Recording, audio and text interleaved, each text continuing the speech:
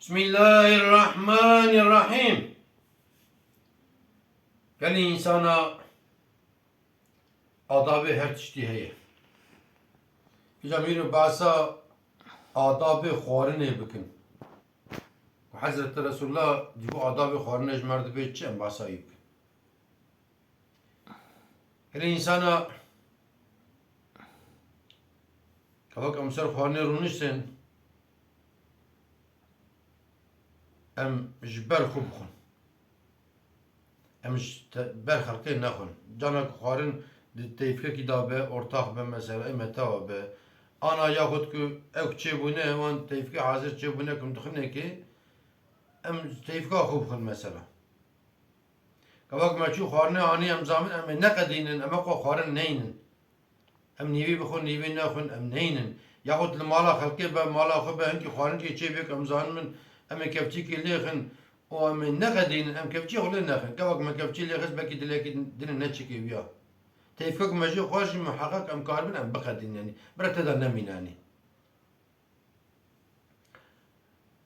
Yani insana hat Resulullah aleyhissalatu vesselam dibe beriya xwarinê destê xwe bişon û piştî xwarinê jî dibe destê xwe bişon. Hê îro tipa îro hê îro tespît kiriye dibe eger ku destê xwe neşo xwarinê bixwe dibe ku mikrop destî vemabeteke devî nexweşîn çêve. û piştî xwarinê jî eger ku destê xwe neşo dibe ku devî da lêvî wî da destî wî da xwarin bimîne ev ya ve mikrop nexweşîn jî çêve. Ama hat Resulullah we çaî gotiye. Yani insana li mala xwe be, li mala camêra mêvandariya be, li luqumtê be, li pastexanê be, kevak me nan xwar em dîqat bikin. Em devê xwe ax filan wan heketa em nebêjin. Em tilîka xwe nexin pozê xwe li qarşî insana pozê xwe tilîka xwe paqij nekin. Em pozê xwe bi deng em paqij nekin. Qirka xwe em bi deng paqij nekin. Me çû lawabo destê xwe şûş jî li wê derê jî em xweşik destê xwe bişon, bira dengê me dernê, xelk wê derê nan dixwe û wê lawabo jî em xweşik ew bikin.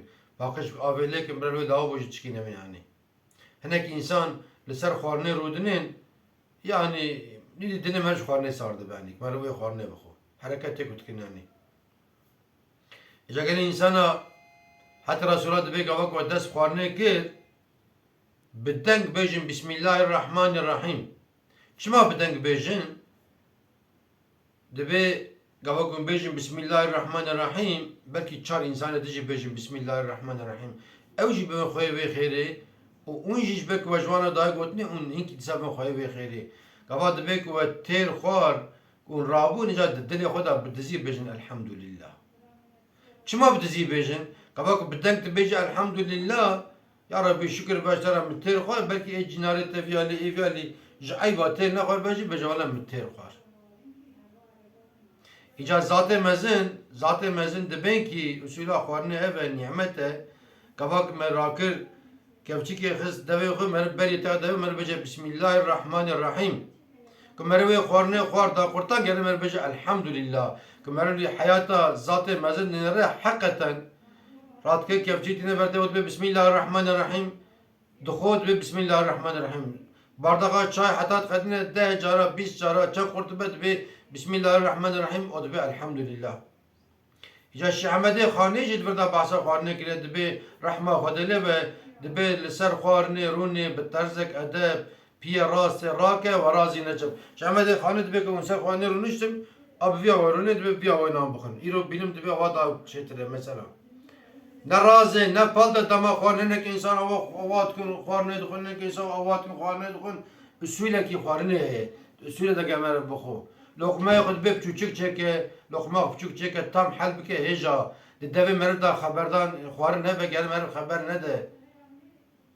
İca gelê insana nimetê xweda ne her tiştekî usûlekê heye. Usûla xwarinê jî bi vî awayê em usûla xwarinê bînin jî. Hûn tev bimînin di xêr û xweşê da hûn temam emanetê xwe da bin.